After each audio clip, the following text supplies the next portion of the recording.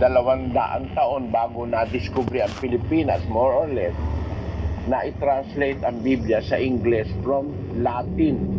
Ang pinagkunan yung Latin Vulgate ng Iglesia Katolika. Yung Latin po, isa sa mga pinakamatandang Biblia, pero hindi yun ang pinakamatanda.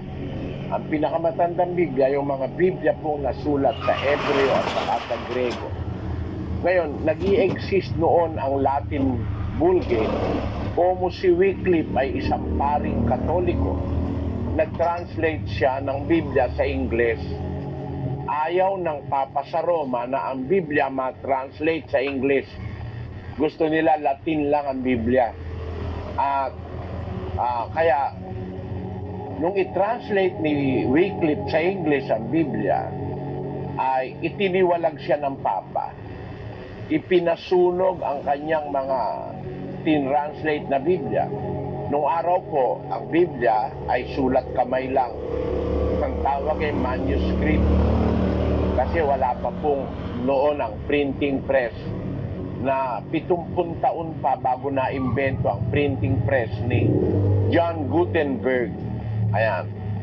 Nung itiwalag ng Iglesia Katolika si Wycliffe dahil itinranslate ang Biblia sa Ingles, mas madaling maintindihan kesa sa Latin, tiniwalag siya. Pagkatapos, ang kanyang mga Biblia ay pinasunog. 150 kopya ang hindi nasunog, pero isa na lang ang kumpleto. Ang sumunod na pangyayari, yung Tyndale's Bible, kapatid na Daniel. Tyndale's Bible, published in 1525, was more accurate than Wycliffe's, since it was translated from the original Greek and Hebrew. When church authorities tried to stop the publication of this Bible, he fled from England to Hamburg, then to Cologne and Worms, where his New Testament was printed, and then smuggled into England in bales of merchandise. On October 6, 1536, Tyndale was burned at the stake for translating the Bible into the language of the people. Si Tyndale po, nag-translate din ng Biblia sa English. Ayaw talaga ng Iglesia Katolika ma-translate ang Biblia sa English. Kaya ang ginawa po nila ay hinarang nila. Mas tama kasi yung translation ni Tyndale kasi hindi na siya kumuha sa Latin. Kumuha siya dun sa original na salita na ginamit sa Biblia. Yun po ay ang Hebrew at saka ang Greek. Nung matranslate niya na ang Biblia, ang party ng tinatawag natin ngayong bagong tipan, pinigil siya ng Iglesia Katolika. Pero tumakas po si Tyndale papunta ng Hamburg, sa Cologne at saka sa Worms, na doon ipinaimprenta ang bagong tipan. Sa England, ay pinasok sa England, tapos on October 6, 1536, si Tyndale ay sinunog. Ang kasalanan, ang pagkakatranslate ng Biblia sa English. Makikita nyo, meron pong mga kaaway ang Biblia. Isang aklat na nililipol, pero hindi nila nalipol. Siyang naging pinakapopular na aklat sa buong mundo. Alam nyo ba na ang Hinduism, kaaway ng Biblia? Ang Zoroastrianism, kaaway ng Biblia. Ano po? Ang marami pang ibang mga relihiyon, kaaway ng Biblia. Pero yung mga kaaway ng Biblia, yung mga aklat nila, naiwan. Pero ang Biblia sumusulong. Ito po ay dahilan sa isang bagay na nasa likod ng Biblia. Alam niyo mga kapatid, ito, papakita ko sa inyo ang milagro, ang kapangyarihan ng Diyos na dala-dala ng Biblia. Basahin natin ang 12:6 ng awit, kapatid na Daniel. Ang mga salita ng Panginoon ay mga dalisay na salita, na gaya ng pilak na sinubok sa hurno sa lupa na makapitong dinalisay. Iyong iingatan sila, O Panginoon, iyong pakaingatan sila mula sa lahing ito magpakailanman. Ang Biblia po na kinasusulatan ng salita ng Diyos, nag-i-exist dahil iniingatan ng Diyos, sabi ng Salmo ni David, ang mga salita ng Panginoon ay mga dalisay na salita, gaya ng pilak na sinubok sa horno sa lupa. Napakadalisay ng salita ng Diyos. Parang pilak na sinubok sa horno, parang ginto. Alam niyo, yung ginto para maging purong-puro. Inaapuyan ng inaapuyan niya, gaya rin ng pilak. Naaalis yung mga dumi. Pagkaya ni inapuyan ng inapuyan. Ganun ang salita ng Diyos sa Biblia. Parang pilak na sinubok sa hurno sa lupa na makapitong dinalisay. Ang sabi sa Biblia, iyong iingatan sila, O Panginoon. Yung salita ng Diyos, kanyang iingatan yun. Iyong pakaingatan sila mula sa lahing ito, mula sa Israel, hanggang sa magpakailanman. Kaya ang Biblia, nakatawid sa napakaraming persecutions, mga kaaway, nakatawid ang Biblia na ingatan ng Diyos. Ang kamanghamanghang pagkaingat ay nanatili ang Biblia hanggang ngayon sa halos nakaraang 4,000 taon. Maraming kaaway, maraming mga tumututol. Nakatawid siya ng nakatawid hanggang naging popular siya sa lahat ng aklat na naririto sa lupa, sa planeta, mundo. No? Naingatan siya ng Diyos. Ang patunay na naingatan siya, mga kapatid, yung isa dyan ay yung Dead Sea Scroll. Ang Dead Sea Scroll po na tinatawag ay mga libro na nakita doon sa malapit sa dalampasigan ng Dead Sea, yung tinatawag na dagat ng katayan.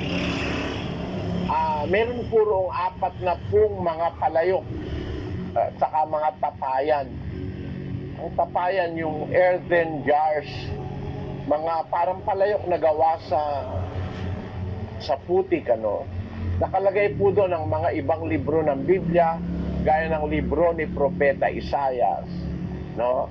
Na ang mga nakasulat dito sa mga kopyang ito ng Biblia, ng ibang aklat ng Biblia, ay nakasulat sa Grego, sa Hebreo, at saka sa Aramaiko. Ito po'y ginawa mga 400 taon bago ipanganak sa laman ang Panginoong Jesucristo. 400 years before Christ. So itong mga kopya ng Bibliang ito, mga aklat ng Biblia, ngayong panahon natin, nasa mga 2,500 taon na ang edad nito. Nakasulat ito po sa mga balat ng hayop. No? Leather scrolls ang tawag nila. Itong Dead Sea, natuklasan ito noong 1947. Pero ito ginawa at itinago 400 taon bago si Kristo, bago pinanganak pa Panginoong Jesus. Tinago nung mga nag-iingat, nilagay sa mga tapayan, natuklasan noong 1947, hanggang ngayon buo. No? Kaya lang napakarupok na po, halos halos nagkakadurog-durog na, pero nakakapagtaka, buo yung aklat ni Propeta Isaias. Ayan makikita nyo po, ang aklat ni Propeta Isaias halos buo pa. At yung mga nawawalang letra na duktong-duktong nila, para mabuo, ma-translate sa ating panahon. Hindi ho ba pag-iingat yan, Kasi kung hindi na ingatan yan, maaaring hindi na makita yan, madurog na yan, etc. Pero nakakamangha, napagkikita, na-discover, at meron pa pong ibang mga manuskrito na natagpuan sa ating panahon. para patunayan talaga ang Biblia ay totoong galing sa Diyos. Sa pagitan ng siyensya, ng arkeolohiya, ng mga historiador, napagkikita ang ebidensya na ang Biblia po ay totoong hindi at isip, kundi yung mga taong kinasangkapan ng Diyos noong una. Pinutusan ng Diyos para isulat ang kasaysayan ng lahing Israel na unang naglingkod sa Diyos. Pati yung mga aral ng Diyos na itinuro sa Israel, na i-preserve po yan hanggang sa ating panahon. At hanggang yung mga kasulatang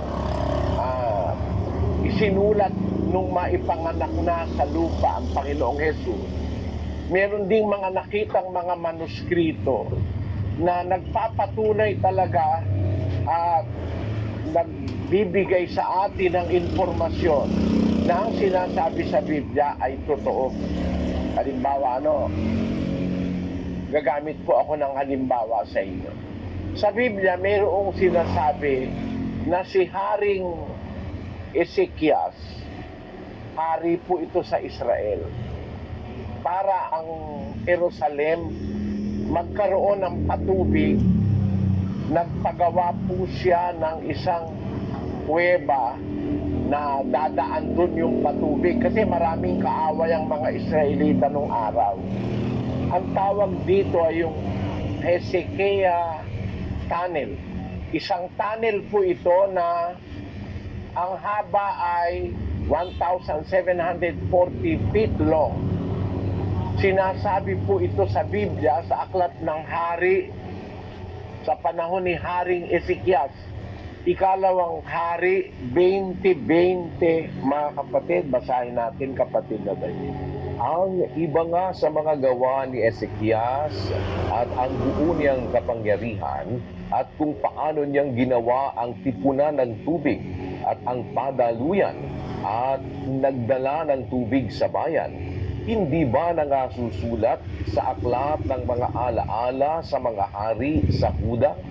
Sinasabi sa Aklat ng Hari na hindi ba yung mga ginawa ni Hezekias na hari? Hari po ito sa Israel.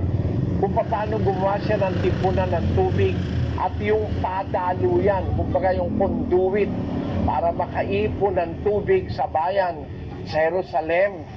Kasi marami silang kaaway. Pagka hindi sila makakaipon ng tubig,